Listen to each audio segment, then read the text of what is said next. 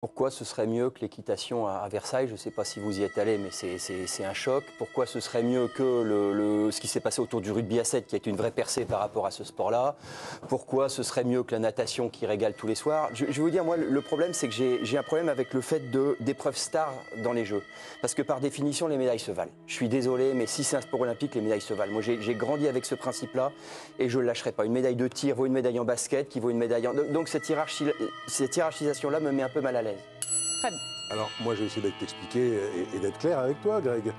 Pourquoi ça se vaut pas? Parce que tout simplement, il y a beaucoup plus de médailles pour l'instant qui viennent du Grand Palais. Parce que le site du Grand Palais est exceptionnel. J'ai parlé, moi, avec des escrimeuses encore aujourd'hui qui me confirment qu'elles n'ont jamais vu ça. L'ambiance aussi est totalement dingue. Je dis pas à Versailles, c'est certainement très beau. J'ai vu. Non, non, non, pas à ce point-là. Pour des escrimeuses et pour des escrimeurs, ce qui se passe au Grand Palais, c'est du jamais vu. Le site lui-même, les grands escaliers, on pourrait voir Mistinguett dégringoler ou Zizi Jean-Mer, c'est monstrueux, c'est exceptionnel. Et en plus, ça descend tous les jours. Mon truc en plume, on l'a Zizi Jean-Mer là tout de suite, Zizi Jean-Mer, pardon. Président, on tranche, oui ou non? Événement star des Jeux? Pour moi, non. Mais bon, l'escrime, j'ai toujours eu un problème. Je respecte ces athlètes, ces sportifs, mais ça m'a...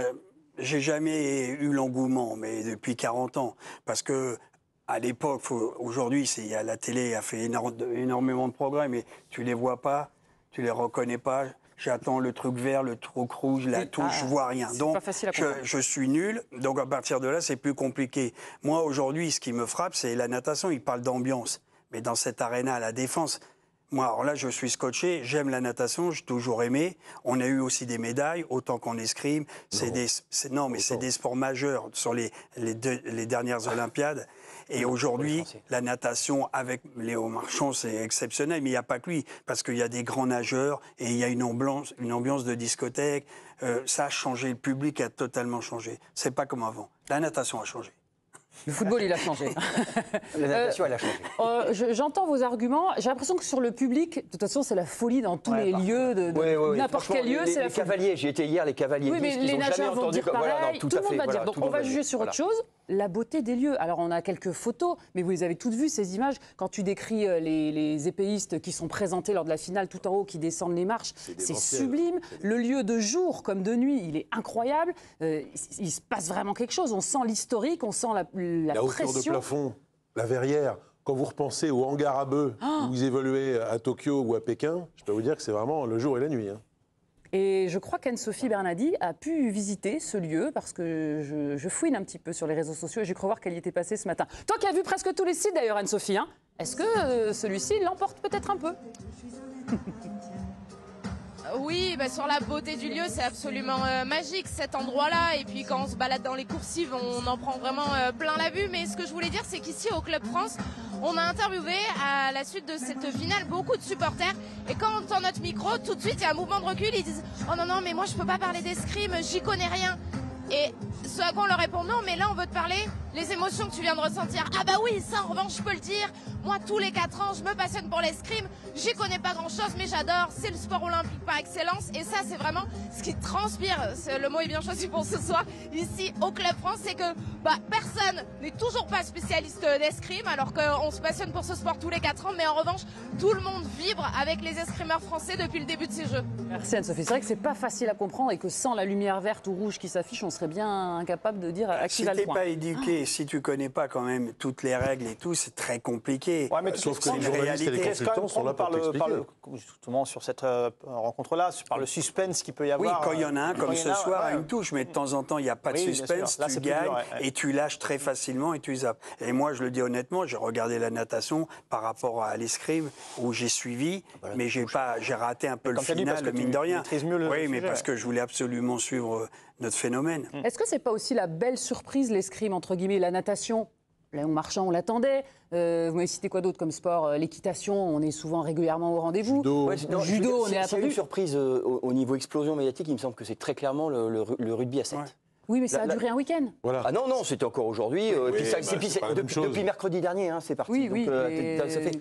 on arrête de parler. Sauf que là, il s'est passé un truc que moi, j'attendais pas. Non, mais le Seven n'a jamais joué devant 80 000 spectateurs. Là, on parle des matchs, test matchs, Coupe du Monde, oui, 80 000. Mais c'était un grand pari. Bon, et ils ont lancé quand même les Jeux avec la victoire, avec l'apport de Dupont. Malheureusement, les filles ont trébuché hier. Là, ils ont terminé, ils ont battu la Chine dans le classement, mais j'ai vu une super finale. Et j'ai vu un super niveau, j'en parlerai tout à l'heure, parce que le rugby féminin, il faut en parler un peu, c'est exceptionnel. On en parlera tout à l'heure. Là, on est sur l'escrime star des Jeux. Je ne suis pas encore allé voir Thomas, qui a peut-être pas le temps de voir toutes les compétitions, parce que c'était le jour le plus dur, le plus long pour lui avec la natation de Léon Marchand. Est-ce que tu as été pris par l'escrime un petit peu? Tu as eu le temps de regarder? J'ai pas eu le temps de regarder. Désolé. En arrivant, quand même, avant de préparer l'émission, j'étais dégoûté du dénouement final.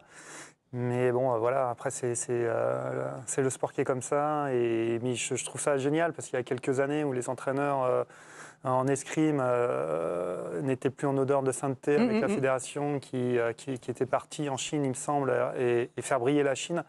Et qu'aujourd'hui, franchement, c'est agréable à voir. On revient au plus haut niveau. Je pense qu'il faut le dire aussi. Parce que ça faisait un petit moment que, même si l'escrime historiquement est pourvoyeur de médailles, ça faisait un moment qu'on était sur notre fin, je crois, Claire. Oui, en effet, mais on peut peut-être regarder déjà le tableau des médailles que tu veux. À la fois sur cette édition et puis aussi sur ce qui nous attend, France, parce que c'est aussi ça qui va nous intéresser avec la perspective des prochains jours. On va regarder déjà le nombre de médailles qu'on a eues en escrime, avec cette médaille en or également qu'on est allé chercher hier du côté de Manon Apiti-Brunet. Les 4 médailles en argent, donc, dont celle d'aujourd'hui avec l'équipe de France par équipe à l'épée. Et puis, ça, c'est pour aujourd'hui, à l'instant T. Mais si on se projette... Il y a une médaille par jour pour l'instant en escrime. Exactement. C'est la classe. Exactement. Et surtout, si on se projette un petit peu sur la suite, peut-être que ça va continuer. France, parce qu'il y aura encore des épreuves, en fait, jusqu'au 2 août, il me semble. Tous les jours, encore des épreuves par équipe, notamment, avec l'équipe de France qu'on attend. Et en plus, les stars... Jusqu'au 4. Jusqu'au 4. C'était 0 à Londres. Ah oui. L'escrime française, c'est 0 à Londres, donc tu pars quand même de là. Et là, ça a été toute l'année, ça a été sanglant. Il y a eu des règlements de compte entre certains athlètes, les entraîneurs. Et en fait, il y a quand même quelque chose qui est stupéfiant, c'est que tu as quand même fait parler la culture, le statut. L'équipe l'expliquait très bien. C'est-à-dire qu'indépendamment du bazar, des luttes de clans, tu fais médaille tous les jours. Et ça, ça prouve que tu es un pays d'une culture exceptionnelle. Force de l'habitude, et ils savent comment faire. On sent, ils savent se dépatouiller des trucs, ils savent trouver un petit moyen. On perd 2 fois au Golden Score sur le titre olympique. Oui, mais bon, à côté de ça, avant, il y a énormément de matchs qui se déroulent comme ça, des assauts et tout. Ils sont menés 7-0 parfois. On va juste regarder justement ce tableau parce que ça tout. explique bien ce que vous étiez en train de dire. C'est Pékin, c'était Pékin 0. Des médailles aussi en termes de total, en fait, France, même si il n'y a qu'une seule en or par rapport à Tokyo. Mais bon, on n'est vraiment pas encore sur la fin, encore une fois, des compétitions. Voilà, il reste encore du temps. David, tu dis que ce n'est pas vraiment une surprise, mais les stars qu'on attendait, Enzo Lefort, Isadora Tibus, la pauvre, Romain Canonnet, tout cela, ils sont passés à la trappe. Donc à chaque fois, c'est d'autres escrimeurs qu'on n'attend pas qui vont... Je disais que ce vont... n'était pas une surprise pour moi dans l'engouement qu'il y a autour de l'escrime, parce que même si... regarde Eric. Oui, mais c'est un petit peu un cas désespéré sur l'escrime, mais sinon il y a une tradition française. Vous êtes bon. Non, mais vous aimez tout. Non, oui, c'est pas ça. Il n'y a rien, la fléchette, une main dans le dos, l'écureuil qui monte à l'arbre. Non, mais vous aimez tout. C'est une fléchette. Un peu de respect. Bientôt olympique. Par contre, moi, ce qui me fait drôle quand même, c'est pas un sport, c'est pas un petit sport en France. J'ai pas dit ça. Je respecte les épéistes et les athlètes. Par contre, je termine là. Mais ce qui est incroyable, c'est que tu vois là, on a zappé totalement dans notre débat le judo. Personne n'en parle. Mais parce que c'est prévu après, regarde.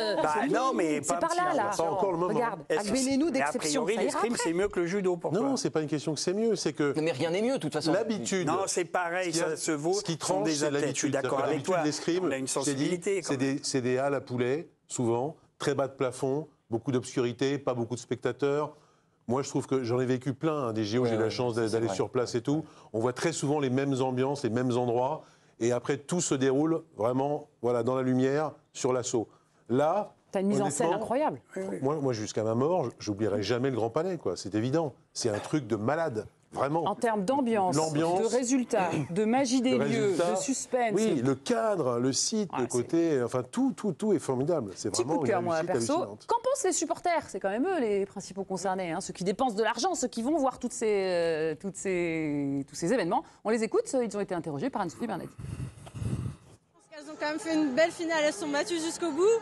On a eu en plus des montées d'émotions, des descentes, elles ont dépassé l'Italie, après c'est l'Italie qui a repris. Là, c'est la mort subite. Je pense qu'Oriane, elle revit ce qu'elle a vécu sur sa finale où elle n'a pas eu la médaille d'or voilà, par rapport à la mort subite. Et c'est vraiment dommage parce qu'elle revit ça, mais en même temps, la médaille d'argent, c'est déjà super par équipe, je pense. Et elles peuvent être fières. Vraiment fière d'elle. Ouais. Sur le 7e et 8e relais des Françaises, on a vraiment senti qu'il y avait beaucoup de pression et on l'a senti aussi là dans la salle et on a commencé à tous avoir peur et je pense qu'on les a pas aidés, pas assez supportés pour aller chercher cette médaille d'or. Mais bon, bravo à elles. Malgré tout, c'est un super argent pour l'escrime française. C'est une petite déception parce que je pense qu'elles avaient les moyens d'aller chercher l'or. Mais ça reste une médaille à la maison, c'est de l'argent, c'est beau quand même. Donc on est quand même fiers d'elles. Forcément, quand ils atteignent une finale, il y a toujours une déception de les voir perdre. Mais je pense qu'il faut réussir à transformer ça en se disant que quoi qu'il arrive, ça reste une médaille d'argent et c'est déjà trop bien. Mais il y a toujours un peu ce sentiment, surtout là, avec plusieurs égalisations, on y croyait vraiment. Mais au final, elles sont quand même trop fortes et elles ont une médaille d'argent, donc c'est tout ce qui compte.